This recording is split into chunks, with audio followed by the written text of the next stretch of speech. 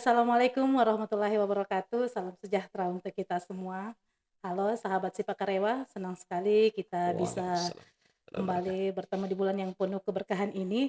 Tentunya Ramadan yang selalu punya banyak cerita, Amin amin selalu amin. punya rasa dan pastinya selalu punya rahasia keutamaan yang tidak ada habisnya buat kita kupas.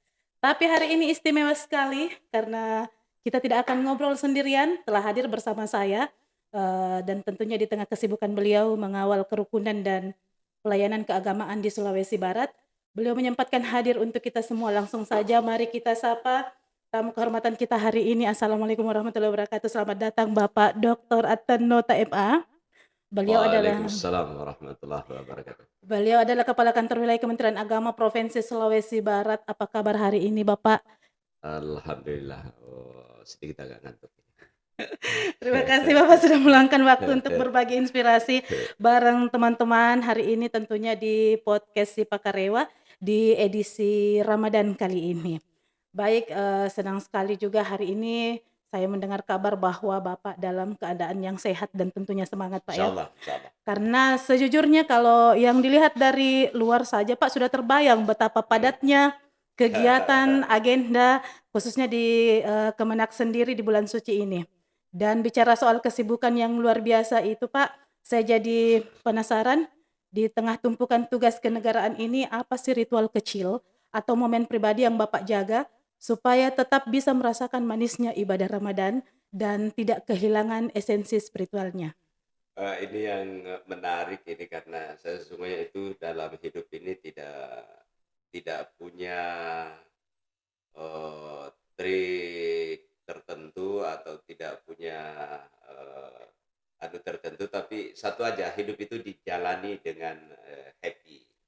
Itu aja, makanya ya sering-sering dilebarkan bibirnya sering-sering dilebarkan, disenyumkan supaya hati selalu senang, itu aja. Jadi saya sesungguhnya tidak punya trik hidup, tersendiri. Satu aja yang saya pakai itu ya sering, ketawa, sering gembira, happy-happy, itu aja. Apapun kondisinya happy saja, happy saja. Kuncinya happy pemirsa.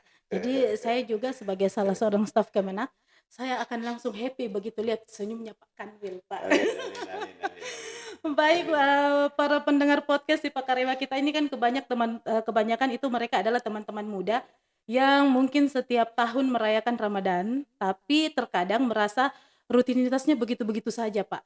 Nah, kita mau Ramadan tahun ini itu, tidak lewat begitu saja. Nah, sebenarnya apa sih bonus utama atau keutamaan Ramadan yang sering kali terlewatkan begitu saja mungkin karena terlalu fokus pada rasa lapar dan haus saja? Baik, di Ramadan ini itu ritual rutin yang setiap tahun itu lewat. Saya pernah mengatakan bahwa ini betul-betul betapa kemahakuasaan Allah ini, dalam 12 bulan itu ada bulan yang sengaja dijadikan oleh Allah bukan perintah sunnah, bukan perintah biasa, tapi itu perintah wajib.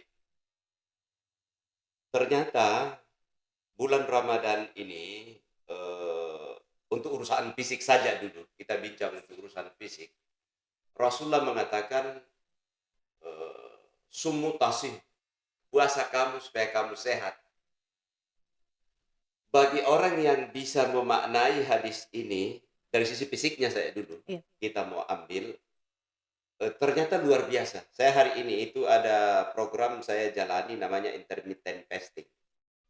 Jadi puasa, dalam jumlah jam tertentu. Nah ternyata, intermittent fasting itu rohnya diambil atau semangatnya itu diambil dari puasa Ramadan sesungguhnya, puasa Ramadan. Puasa Ramadan itu kalau dihitung-hitung ya kurang lebih 13 sampai 14 jam kita berpuasa. Nah, intermittent fasting ini kalau kita disiplin lakukan itu, maka sesungguhnya di, puasa Ramadan itu kita sudah dapat di situ. Makanya tadi saya bilang betapa maha kuasanya Allah menciptakan bulan suci Ramadan ini, menjadikan satu bulan penuh untuk tempat umat muslim beribadah, karena 11 bulan itu tentu secara fisik kita kaji dulu. Ini mungkin fisik kita sudah kotori dengan makanan yang berlebih, makanan yang sembarangan, apa dan seterusnya, sehingga muncullah yang namanya kolesterol, Kolesterol, ya. muncul yang namanya asam Asam urat dan darah tinggi dan seterusnya. Padahal sesungguhnya makan itu ukurannya tidak ada. Karena Allah yang bilang kulu washrabu wala tusrifu. Makanlah dan minumlah. Dari apa saja? Prinsipnya cuma satu, halalan thayyiban. Nah, ini yang penting kita bahas sedikit ini. Mana itu yang dimaksud halalan thayyiban? Karena Allah sendiri menyatakan kulu washrabu wala tusrifu. Makan minum tapi wala tusrifu, jangan berlebihan. Nah, apakah ini ayat ini berhubungan dengan ayat yang mengatakan, yang memerintahkan kita untuk mengkonsumsi sesuatu itu, tapi halal thayyiban. Mana itu yang dimaksud halal? Halal ialah sesuatu yang tidak dilarang oleh Allah. Iya. Thayyiban tidak dilarang oleh Allah, tetapi jahat buat diri. Tidak cocok buat diri. Mana itu yang dimaksud thayyiban, misalnya makan daging. Tapi tusrifu berlebih. Yang tadinya kita makan misalnya ini cuma analogi. Makan sate misalnya yang wajar itu 10 tusuk, tiba-tiba kita makan 30 tusuk. Ya muncullah kolesterol di sana. Nah, puasa ini diajarkan atau diberikan oleh Allah Subhanahu wa taala untuk memproteksi itu tadi. Yang 11 bulan ini yang sembarang kita makan, maka mesin ini direfresh oleh Allah melalui puasanya. Biar kembali ke pengaturan pabrik dulu, Pak. Biar ke SOP-nya pabrik itu, kembali ke SOP-nya. Itu dari sisi fisiknya. Nah, kita kaji dari sisi syar'inya. Puasa ini luar biasa. Apa kata Rasulullah ketika ada orang yang memancing-mancing kemarahan, memancing-mancing nafsu, memancing-mancing sifat diri ini, maka apa kata Rasulullah? Saya hari ini sedang puasa. Artinya apa? Puasa ini dari sisi syar'i itu memanage nafsu, memanage kalbu, memanage hati kita untuk kalbu ini selalu, itu tadi yang saya bilang, selalu happy, selalu tenang, selalu senang. Karena ya puasanya dalam bahasa Sanskerta itu upasa namanya. Kalau dalam bahasa Sanskerta itu apa maknanya? Itu menahan. Nah, dari sisi syar'i kita diajarkan bahwa berpuasa itu bukan cuma sekedar fisik, makan minum, tetapi menahan dari nafsu yang tidak terkendali. Menahan syahwat yang tidak terkendali. Bahkan di dalam bulan suci Ramadan, hal-hal yang halal saja berkaitan dengan pemenuhan nafsu syahwat itu dihentikan sementara. Nah, nanti selesai azan atau beduk dibunyikan di masjid, baru boleh kita salurkan itu nafsu. Ini kan luar biasa ini. Artinya apa? Allah Subhanahu wa taala memerintahkan kita untuk melaksanakan puasa ini, itu bukan cuma kesehatan fisik kita, bukan cuma kesehatan jasad kita, tapi yang dibutuhkan di sini itu kesehatan rohani, kesehatan spiritualitas. Makanya kalau orang-orang sudah memenuhi puasa dengan baik ini, maka insya Allah itu sehat lahir batin, sehat jasad, tapi di samping Sehat rohani juga. Rohaninya. Iya. Dan tadi sekaitan dengan bulan puasa sendiri yang kita mendapatkan keberkahan bukan hanya jasmani, rohani juga. Kemudian bulan Ramadan ini juga disebut sebagai bulan terbaik dari 1000 bulan. Itu. Kemudian kita sering dengar istilah bulan obral pahala. Tidur saja katanya ibadah, apalagi membaca Al-Quran. Tapi jujur saja Pak, di telinga anak muda sekarang, konsep berlipat ganda ini kadang terdengar terlalu muluk. atau bahkan dianggap sebagai strategi marketing religi saja, seperti itu. Iya, iya, Boleh tolong diluruskan ini Pak untuk anak-anak muda iya. kita, apakah konsep lipat ganda pahala ini fakta atau sekedar mitos untuk memotivasi kita semua bagaimana sebenarnya kita harus memandang bonus dari Allah ini supaya tidak jadi hamba yang perhitungan dengan Tuhannya. Kurang Betul, lebih betul, betul, seperti itu ya. betul. Jadi menarik memang ini, Ramadan karena Allah sendiri yang bilang. Dalam hadis kursi itu Allah menyebutkan as-saumu li wa ana ajzi.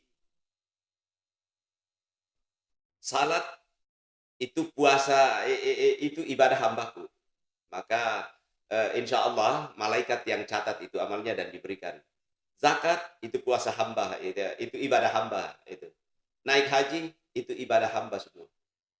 Tapi untuk puasa ini kata Allah, as-saumu li, mereka itu beribadah betul-betul untukku kata Allah.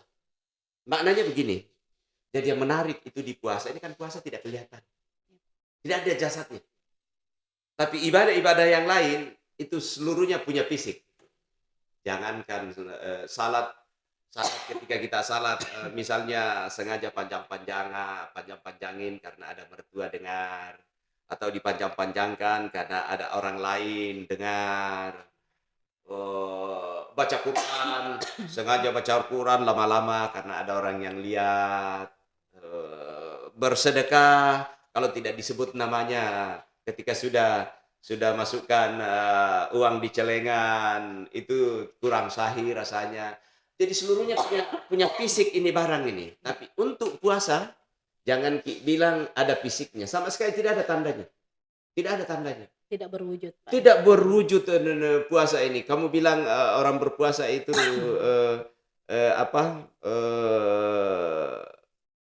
meludah, maka orang TBC itu yang bisa dianggap oh ini puasa ini bagus puasanya ini karena sering meludah. Jadi puasa itu sama sekali tidak punya fisik. Nah, karena ini kerelaan hamba tidak memperlihatkan wujud fisik dari ibadahnya, maka Allah mengatakan dalam hadits qudsi tadi itu, as-saumu li, puasa itu untukku. Dia tidak punya motivasi apa-apa. Karena kalau hanya sekedar mau senangkan orang lain, ya kan loyo saja jalan supaya kelihatan oh ini. Kenapa loyo? Puasa. Padahal itu saya malah kalau sementara puasa saya itu insya Allah masih ke kebun, masih ke gunung, masih kerja apa saya masih. Karena tidak ada pengaruhnya secara fisik buat saya. Nah, jadi puasa itu betul-betul ibadah yang tersembunyi, ibadah sirri namanya. Jadi ibadah yang tidak kelihatan. Nah, makanya ketika Allah memberi bonus yang begitu berlipat ganda dan dinyatakan itu marketing spiritualitas, itu tidak ada kaitannya dengan marketing ini karena memang ibadah ini ibadah yang menguras fisik kita, ingat ibadah yang menguras jasad kita. Tetapi baca Quran dikencangin. Kenapa harus dikencangin? Karena ada lipat ganda di sana. Salat-salat sunat. Kenapa harus dikencangkan itu? Karena salat sunat dalam bulan Ramadan itu dinilai pahalanya sama dengan pahala wajib. Nah, itu bayangkan itu. Beda misalnya kalau salat sunat di luar bulan suci Ramadan. Itu hanya ya tetap sebatas salat sunat. Tapi kalau di dalam bulan suci Ramadan itu dihukumi sama pahalanya, bukan sama ya, sama posisinya bahwa dia juga menjadi wajib akhirnya tidak, tapi dihukumi sama pahalanya, sama dengan pahala puasa sama dengan ibadah di luar bulan suci Ramadan.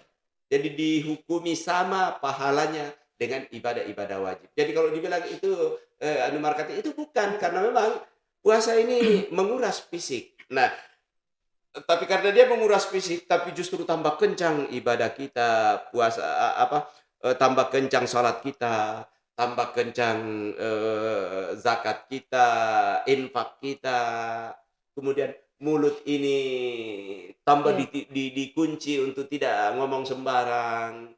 Padahal kan kalau nafsu sedang itu biasanya kita agak tidak terkendali, tidak terkendali. Tapi kenapa di bulan suci Ramadan dikendali? Karena kita ingin dapatkan Paham. keberkahan dari Allah. Apa kata Rasulullah kaitan dengan ini? Man shama ramadanan imanan wahtizaban ghufira lahu ma taqaddama min dzambi. Ini luar biasa nih. Barang siapa yang beribadah dalam bulan suci Ramadan karena didasari oleh iman dan takwa, ghufira lahu ma taqaddama min dzambi, maka aku ampuni dosa. Itu luar biasa. Betapa Jadi ini luar moral biasanya penghapus, bulan bulan penghapus. Ramadan ini, Pak, ya. Kita diberi kesempatan untuk menghapus dosa-dosa, mungkin menambah pahala sebanyak-banyak. Makanya dalam bulan suci Ramadan dikencangin Dikencangin. semua Iya, yang berhubungan dengan kebaikan itu, baik iya, ibadah mahdah maupun gairu mahdah itu dikencangkan dalam. Kenapa? Karena ibadah gairu mahdah saja itu dihukumi sama dengan ibadah mahdah. Bisa betul, betul. dihukumi sama dengan ibadah wajib. Itu luar biasa. Iya. Jadi ini sekaitan dengan bulan Ramadan dan salah satu program di Kementerian Agama sendiri, Mhm, Bapak, ya. Sebelum mhm, memasuki bulan Ramadan kemarin, kita ada kegiatan Geber BBM, ya, gerakan bersama bersih-bersih masjid mhm, dan rumah mhm, ibadah. Dan ini adalah program yang sebenarnya ikonik dengan kondisi Sulawesi Barat saat ini. ya, Dan seperti yang kita ketahui bersama, program ini tidak lagi hanya fokus pada masjid, tapi mhm, juga meluas ke rumah ibadah lain. Jadi kabarnya sekarang merangkul semua lintas ya, iman, bukan ya, cuma masjid. ya. Jadi bagaimana Bapak melihat aksi bersih-bersih rumah ibadah ini bisa menjadi simbol kerukunan di Sulawesi Barat, dan seperti yang kita ketahui, Bapak, masjid di bulan Ramadan ini penuh sesak. Ya, ya, alhamdulillah, Iya, alhamdulillah. bagaimana program gerakan bersama bersih masjid ini tentu terasa sangat krusial, agar jamaah merasa nyaman. Ya. Bagaimana Bapak melihat antusiasme masyarakat Sulbar dalam menjaga kebersihan rumah ibadah selama bulan suci ini? Pertama saya harus ucapkan terima kasih ke Kiai Menteri. Ini luar biasa programnya, gerakan bersama bersih-bersih masjid. Karena gerakan ini itu betul-betul memicu kita untuk tambah dekat dengan rumah-rumah ibadah kita. Nah, karena itu kita di Provinsi Sulawesi Barat ini saya mengambil kebijakan, Geber ini bukan cuma BBM, tapi sudah Geber RI. Jadi gerakan bersama bersih-bersih rumah ibadah. RI itu rumah Rumah ibadah. ibadah. Kenapa kita anukan ini? Ya lagi-lagi itu juga menjadi salah satu kebijakan Kiai Menteri kita kaitan dengan persoalan moderasi beragama. Dan moderasi beragama itu tidak boleh terbatas hanya di luar bulan Bulan suci bulan Ramadan. Ramadan. Makanya ini saya jadikan momentum untuk insya Allah menjadikan bulan suci Ramadan ini menjadi poros kebaikan, bukan cuma di lingkungan umat Muslim, tapi bulan suci Ramadan ini kita jadikan poros kebaikan buat umat manusia, umat manusia. Nah, kenapa bulan suci Ramadan? Ya, pertama memang berdekatan gerakan Kiai Menteri kita ini pas di awal atau akhir bulan Januari, awal awal Februari ini. Yang kedua, ya saatnya kita bagaimana mendekatkan saudara-saudara kita ini melihat secara langsung seperti apa sih umat Muslim kalau dia Mendekati Ramadan, iya, berpuasa iya, misalnya. betul. Ini kan saya mohon maaf ya, kita ini punya riwayat panjang di Nusantara ini kaitan dengan perbedaan keyakinan dan keberagamaan kita. Dan tidak ada satupun riwayat di dalam perjalanan Nusantara itu bangsa kita ini berperang itu karena persoalan keyakinan. Itu tidak pernah, Tidak pernah. tidak pernah. Nah, karena itu perjalanan ini, kenapa kita saling mencurigai ini? Karena jarang ketemu di titik di mana poros kebaikan itu dimulai. Nah, poros kebaikan kalau umat Muslim misalnya ya tentu di masjid. Poros kebaikan buat saudara-saudara kita di Hindu, Buddha ya di Iya. wihara, di gereja dan seterusnya. Nah, ini yang kita mau dekatkan bahwa ini loh rumah ibadahnya saudara kita, dia sedang mendekatkan dirinya kepada Tuhan untuk mendapatkan kebaikan-kebaikan Tuhan. Masa kebaikan-kebaikan kita tahan dan kebaikan itu hanya berasal dari masjid saja. Iya. Nah, karena itu ayat yang berhubungan dengan toleransi ini kan luar biasa banyak. Ya ayuhan nas inna khalaqnakum min dzakarin wa unsa wa ja'alnakum syu'uban wa qaba'ila lita'arafu. Saya menjadikan kamu bersuku-suku, berbangsa-bangsa, lita'arafu, untuk saling kenal mengenal. Nah, konsep ayat inilah yang menjadikan kita geber RI tadi itu, Iya, geber BBM oleh Kiai Menteri, tapi kita lebarkan menjadi geber Geber RI. BB BBRI, bersih-bersih Rumah rumah ibadah. ibadah, itu karena kita inginkan dapatkan apa yang disebut oleh Kiai Menteri agama berdampak. Ya kan kita semua mau kalau Betul, betul. agama ini menjadi poros Iya, kebaikan. iya. Nah, agama berdampak itu bukan cuma konsep itu pada umat muslim, tapi saudara-saudara kita Kristen, Hindu, Buddha, Iya, Katolik, betul, betul. Konghucu, dan semua aliran kepercayaan. Poros kebaikan itu nah ada. Nah, ini yang kita mau dekatkan dengan teman-teman bahwa gini loh Iya, yang terjadi ketika kita dekat dengan saudara-saudara kita non muslim, ini kebaikan-kebaikan yang insya Allah akan kita iya, dapatkan.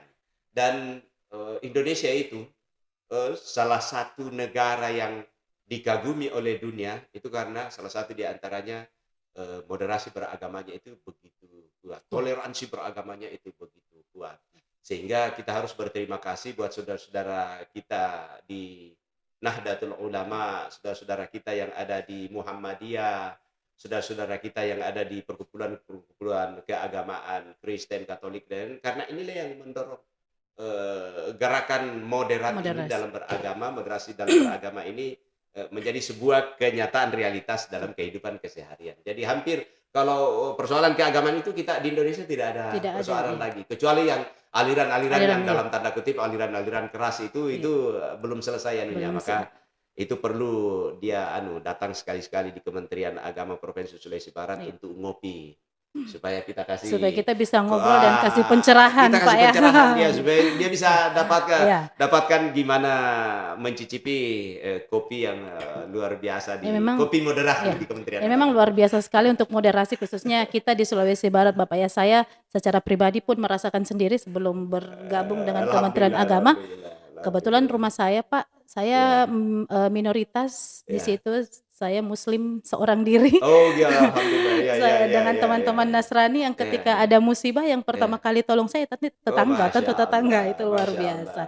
Selanjutnya ini Pak menjadi pertanyaan penutup hari ini sekaitan lagi dengan Ramadan dan program Kementerian Agama sendiri. Kita ada eh, program bebas buta aksara Ya, Al-Qur'an ya, itu. Jadi bagaimana Ramadan dan literasi Al-Qur'an ini tentunya sangat saling mendukung.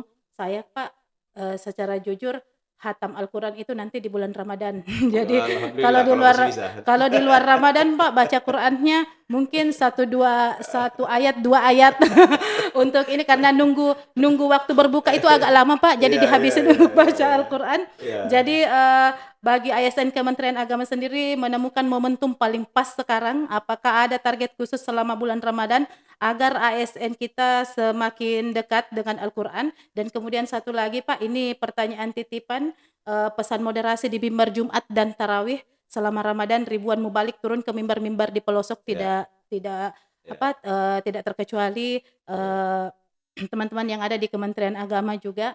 ya, Jadi mungkin boleh memastikan pesan-pesan yang disampaikan tetap menyejukkan dan ya, tentunya mengedepankan moderasi beragama dan ya. menjauhkan kita dari narasi yang memecah belah. Ya, Yang pertama kaitan dengan BBAKI. Jadi saya selalu bilang ketika BBAKI ini didorong ke masyarakat kita, maka ASN di Kementerian Agama harus menjadi teladan. Jadi jangan sampai kita memerintahkan orang bebas aksara Al-Quran, tapi pegawai-pegawai kita, masih aparatur ada sipil negara masih kita ada yang malah tidak tahu ngaji. betul. Nah, karena itu kemarin ini alhamdulillah di tahun pertama kedatangan saya selaku Kakadul Kementerian Agama itu kita sudah kencangkan dan kita wajibkan. Jadi bukan cuma kewajiban syar'i, tapi saya jadikan itu menjadi kewajiban birokrasi. Bahkan saya bilang, walaupun SE-nya tidak ada surat edarannya, tetapi perintahnya jelas. Kalau masih ada ASN yang tidak tahu mengaji, tunda dulu kenaikan kepangkatannya.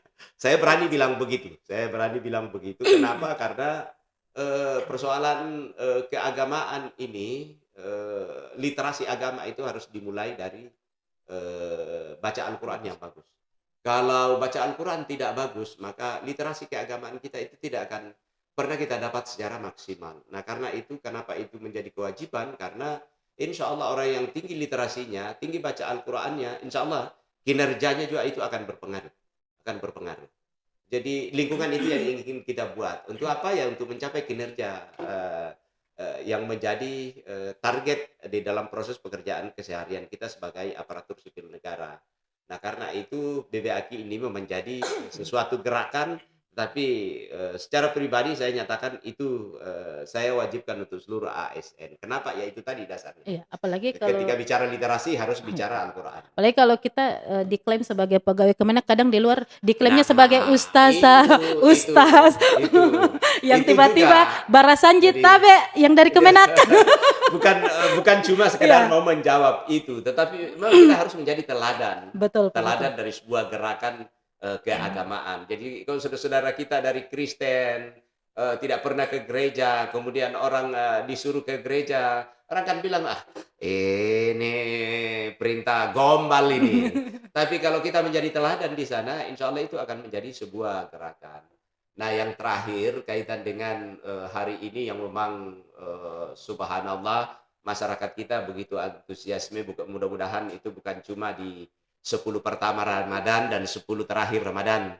Karena Betul Pak. biasanya juga sebagian masyarakat kita tuh kencangnya hanya di minggu pertama di Minggu bulan Ramadan, tapi pertengahan Ramadan itu sudah mulai kosong masjid. Nah, nanti kencang lagi itu di terakhir-terakhir. Tapi yang saya salut itu ibu-ibu, karena insya Allah ibu-ibu itu kencang di terakhir ke pasar, tapi kencang juga di masjidnya itu di terakhir-terakhir. Nah, mudah-mudahan itu masih berjalan. Nah, buat dai-dai memang kita berharap di masyarakat ini sangat butuh pencerahan. Nah, karena itu pencerahan yang dibawakan oleh para dai-daiyah kita, minta tolong itu pencerahan yang betul-betul agama yang menggembirakan. Jangan agama yang menakutkan, betul menakutkan. Pak. Oh, apa-apa semua bid'ah, apa-apa. Ya persoalan khilafiyah itu sudahlah. Persoalan khilafiyah ini sejak ada sahabat itu sudah ada khilafiyah. Bahkan sejak Rasulullah sesungguhnya khilafiyah itu sudah ada muncul. Cuma karena ada Rasulullah sebagai sumber pengetahuan keagamaan, maka setiap jawaban Rasulullah itu meredakan khilafiyah itu. Tapi pasca Rasulullah sejak sahabat hingga kini masa tarawih dipersoalkan terus, yang 20 itu bid'ah, Iya. yang 8 itu. Nah, tarawih sendiri itu apa? Itu bid'ah juga itu. Kalau mau dikaji secara karena Rasulullah tidak pernah memerintahkan secara khusus untuk bertarawih. Yang ada qiyamul lail. Nah, karena itu sudahlah kita akhiri relasi agama dengan budaya, relasi budaya dan negara, negara dan agama itu itu yang kita gaungkan hari ini. Kenapa Indonesia besar dan yang paling hebatnya lagi Indonesia itu karena negara paling besar umat muslimnya itu Indonesia. Nah, kenapa bisa keagamaan di Indonesia begitu semarak? Karena itu tadi ada kelompok-kelompok agama ini yang betul-betul moderat di dalam beragamanya. Saya sebutkan saya misalnya di NU, relasi agama, budaya, negara itu tidak perlu dipertentangkan. Jadi tidak ada lagi pemerintahan tagut, tidak ada, sudahlah kita akhiri itu. Nah, karena itu saya berharap dai-dai yang turun ini itu agama yang disampaikan itu agama yang menggembirakan. Ada agama yang punya dampak. Karena itu juga perintah Allah. Iya. Yuridullahu bikumul yusra wa la yuridu bikumul usra. Allah itu tidak menghendaki sesuatu yang sulit di dalam agama. Nah, karena itu prinsipnya dalam agama itu kalau perintah maka laksanakan sesuai kemampuan. Tapi kalau larangan jangan ada tawar-menawar. Itu prinsip anunya. Jadi udah kalau perintah disuruh perintah salat, ya sudah salat tarawih berapa yang dimampu. Kalau tidak mampu 40, ya ambil 20. Tidak mampu 20, ya ambil yang 8.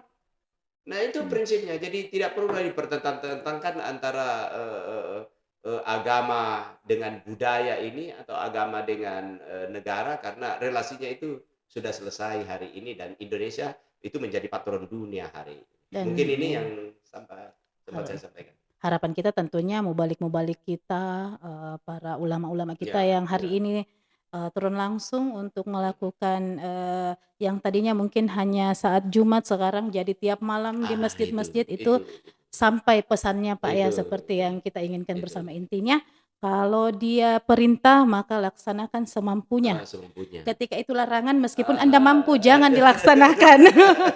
Seperti itu itu dia, kurang lebih iya, Bapak iya, ya. itu agama kita, berprinsipnya begitu agama kita. Jadi itulah enaknya beragama.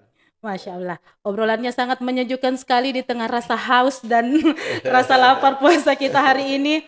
Ternyata Ramadan bukan alasan untuk kendor, tapi justru jadi bahan bakar untuk transformasi khususnya untuk Kementerian Agama Provinsi Sulawesi Barat Amin, yang amin, amin, lebih amin. malak lagi. Terima kasih Pak Kanwil atas pencerahannya.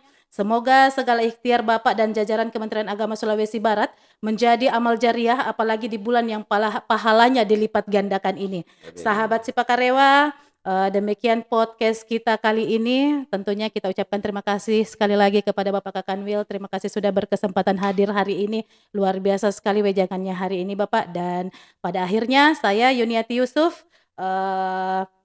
mengucapkan terima kasih atas nama seluruh kru yang bertugas hari ini. Terima kasih untuk segala perhatian dan tentunya mohon maaf untuk segala kekurangan. Mari kita jaga lisan, jaga hati dan tentunya terus tebarkan kedamaian. Terima kasih, saya ucapkan selamat menantikan buka puasa. Billahi taufik Amin, wal amin. hidayah. Wassalamualaikum warahmatullahi wabarakatuh. Selamat siang, salam Waalaikumsalam sejahtera untuk warahmatullahi kita semua. wabarakatuh.